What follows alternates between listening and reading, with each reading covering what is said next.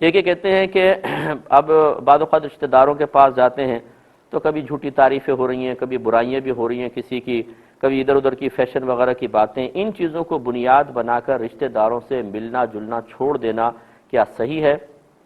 دیکھیں صحیح نہیں ہے، مطلب برائی میں تعاون تو ہرگز نہیں ہونا چاہیے، غیبت چغلیاں ہوں آپ حتی الامکان اپنے آپ کو اس سے ہٹائیں، اور جو مسلمان یہاں موجود نہیں جس کی غیبت ہو رہی ہے اس کے لیے دفاع کی بھی کوشش کریں، چاہے سامنے والا برا مانے، زمانی انداز سے یا محتاط انداز سے کرنا ہوگا۔ باقی یہ کہ دیگر چیزیں جو ہیں وہ تو چلتی رہتی ہیں، کس کس سے آپ دنیا سے کٹ کر ہٹیں گے؟ پھر تو اپنے آپ کو کمرے میں بند کر لیں۔ کیا بیٹی کے سسرال والے اگر کر رہے ہوں تو ان کو چھوڑا جائے گا؟ بیٹے کے سسرال والے کر رہے ہوں تو ان کو چھوڑ دیا جائے گا؟ آپ کے کوئی آپ پر احسان کرنے والا کر رہے ہوں تو کیا اس کو چھوڑ دیں گے؟ کہاں کہاں جائیں گے ہم لوگ؟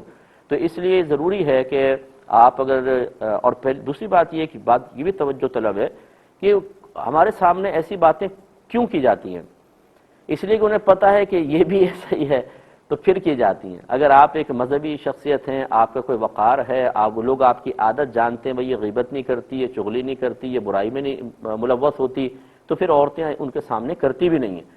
تو چونکہ ہم نے خود اپنے آپ کو ایک ایسے اسٹیج پہ رکھا ہوتا ہے کہ جس اسٹیج پہ دوسرا بھی بیٹھا ہوا ہے، اسی لیول کے ہم لوگ ہوتے ہیں، تو پھر سامنے والے برائی کرتے ہیں۔ اس کا طریقہ کار ہرگز یہ نہیں ہے کہ آپ اسی محفل چھوڑ کر بھاگیں، کہاں کہاں بھاگیں گے، بلکہ اس کا طریقہ کار یہ ہے کہ آپ جائیں، ملیں، ملاقات کریں اور کوشش کریں کہ کوئی یہ برائیاں نہ کرے۔ یہ ہے عظیم جہاد۔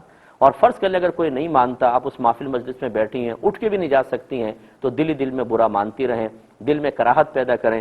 نبی کریم صلی اللہ علیہ وسلم نے ارشاد فرمایا جو کسی مقام پر موجود ہو اور وہاں کوئی برائی ہو رہی ہو اور وہ اس کو روکنے پر قادر نہ ہو اور دل میں اس کو برا جان رہا ہو تو وہ ایسا ہی ہے جیسے وہاں موجود ہی نہیں۔ اور اگر کوئی کسی جگہ موجود نہ ہو، وہاں کوئی برائی ہو رہی ہو اور وہ دل سے اس پر راضی ہو تو وہ ایسا ہی ہے جیسے وہاں موجود ہے۔ تو اس لیے مطلب پھر دل میں کراہت رکھ کر آپ بیٹھ سکتے ہیں، لیکن یہ چھوڑنے چھاڑنے کا مسئلہ جو ہے یہ تکلیف کا باعث ہوگا، اس کا فائدہ نہیں ہوگا۔ یہ کہتی ہیں کہ عورتیں ہفتے کا 15 دن کا باسی کھانا کھاتی ہیں، حالانکہ گھر میں تازہ کھانا بنتا ہے۔ گھر والے کہتے ہیں تازہ کھانا چھوڑ کر یہ باسی کھانا ناشکری ہے، اور وہ جواب میں کہتی ہیں کہ میں سوچتی ہوں ہزاروں لوگوں کے پاس کھانا نہیں ہے تو یہ کہیں ناشکری نہ ہو جائے اس لیے میں باسی کھانا کھاتی ہوں۔ تو یہ باسی کھانا کھانا یہ شکر گزاری ہے یا ناشکری ہے؟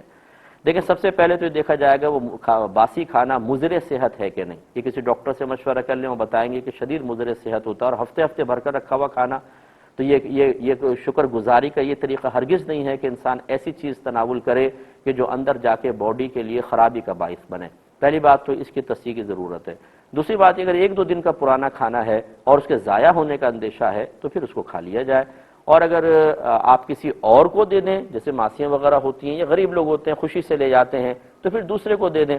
تو بہرحال یہ جو 15 دن کا یا ہفتے بھر کا کھانا ہے اس کو شکریہ ناشکری کی وجہ طرف نہ دیکھا جائے، بلکہ یہ ہے کہ سوچ تو اچھی ہے ان خاتون کی چلو کھانا ضائع نہ ہو، لیکن کھانے کے ضائع نہ ہونے کے لیے خود ہی کھانا بھی تو ضروری نہیں ہے۔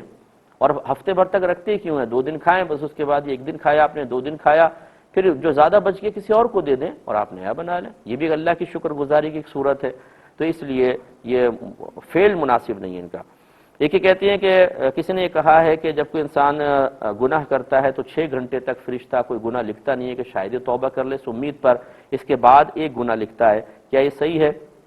ایسی کوئی بھی روایت موجود نہیں، یہ لوگ اپنے پاس سے بنا لیتے ہیں۔ جیسے ہی گناہ ہوتا ہے فوراً کرامن کاتبین بیٹھے اس لیے فوراً وہ نامہ اعمال میں لکھا جاتا ہے۔ یہ حدیثوں کے اندر موجود ہے، اس طرح کی خرافات بیان نہ کی جائیں۔ ایک بھائی نے فرمایا عمرے پہ جانا چاہتے ہیں، کسی نے کہا ان کی زوجہ بھی ساتھ ہیں تو ہاتھوں پہ مہندی لگاؤ، ناخنوں پہ مہندی لگاؤ، اور انہیں بھی کہا ہے کہ داڑھی پر مہندی لگاؤ، یہ ضروری ہے، کیا حکم شرع ہوگا؟ دیکھیں ایسا کوئی ضروری نہیں ہے۔ اس طرح کے لوگ جو اس طرح دین کے اندر اپنے پاس سے قیودات لگا کر لوگوں کے لیے تشویش اور پریشانی کا سبب بنتے ہیں، میں بارہا ان کے بارے میں حدیث سنا چکا ہوں۔ نبی کریم صلی اللہ علیہ وسلم نے ارشاد فرمایا جو بغیر علم کا فتویٰ دے اس پر زمین و آسمان کے تمام فرشتے لعنت کرتے ہیں۔ اب ان سے آپ یہ کیوں نہیں پوچھتے؟ آپ ان سے پوچھئے کہ لاؤ قرآن یا حدیث میں کہاں لکھا ہے بتاؤ کہ عمرے سے پہلے عورت کو اپنے ناخن رنگنا اور مہندی لگانا ہاتھوں پہ ضروری ہے؟ کہاں لکھا ہوا ہے؟ تو انشاءاللہ نہیں لا کر دے سکتے۔ تو یہ غلط اس طرح کی باتیں جو ہیں وہ عام کرتے ہیں، اسے ایسے لوگوں سے ہرگز دینی مشورہ نہ لیا جائے جو اس طرح کے غلط مشورے پہلے دے رہے ہوں۔ یہ کہتے ہیں کہ ہمارے کچھ دوست ہیں وہ ریاض سے مکہ جاتے ہیں اور ہمیں آفر کرتے ہیں آؤ چلو ہمارے ساتھ کہیں زیارت کر کے آئیں گے یا پھر عمرہ کر کے آئیں گے، ہمیں کچھ مصروفیات ہوتی ہیں تو ہم منع کر دیتے ہیں، تو کیا یہ کوئی ناشکری یا بے ادبی تو نہیں ہے؟ تو دیکھیں اس میں کوئی بے ادبی نہیں ہے۔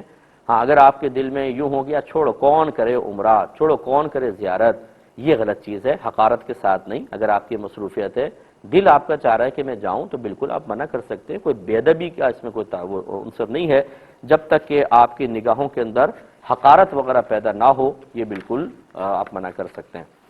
ایک ہی کہتے ہیں کہ جب مدینے جائیں تو کس نیت سے جانا چاہیے؟ مسجد نبوی کی زیارت کی نیت سے جائیں یا نبی کریم صلی اللہ علیہ وسلم کی زیارت و ملاقات کی نیت سے جائیں؟ دیکھیں یہ بہت ہی بڑی محرومی کی بات ہوگی کہ کوئی مدینہ شریف جائے اور نبی کریم صلی اللہ علیہ وسلم کا قصد و ارادہ نہ کرے۔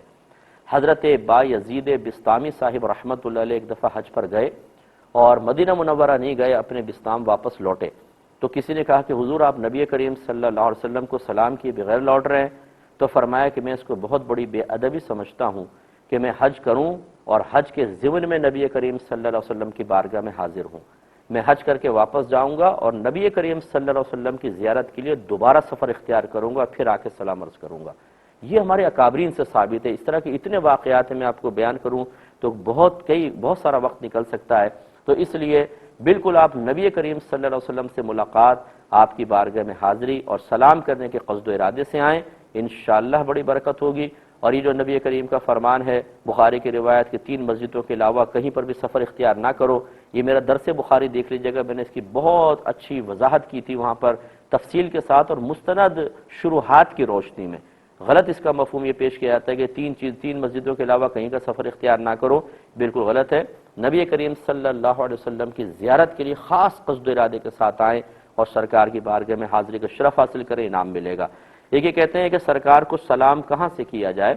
تو بالکل دیکھیں آپ، بہتر یہ ہوتا ہے جب آپ کسی صاحب مزار کے پاس جائیں تو پائنتین کی طرف سے آئیں، لیکن چونکہ یہاں پر مزار کی صورتحال ایسی، اگر آپ پائنتین کی طرف سے آتے ہیں تو وہاں سے تو باہر نکل رہے ہوتے ہیں لوگ، تو دقت ہوگی، تو بہت بہتر ہے کہ اگر آپ ادب کے ساتھ کرنا چاہتے ہیں تو زیادہ بہتر یہی ہے کہ آپ باہر کھڑے ہوں اور وہیں سے آپ سلام عرض کر دیں۔ باہر اگر آپ اس طرف سے بھی آئیں تو ناجائز میں نہیں کہہ رہا ہوں، آئیں ادب سے، جالیوں سے 4-5 قدم کے فاصلے پہ کھڑے ہوں، سرکار کی بارگاہ میں، شیخین کی بارگاہ میں سلام عرض کریں اور ادب سے باہر نکل آئیں۔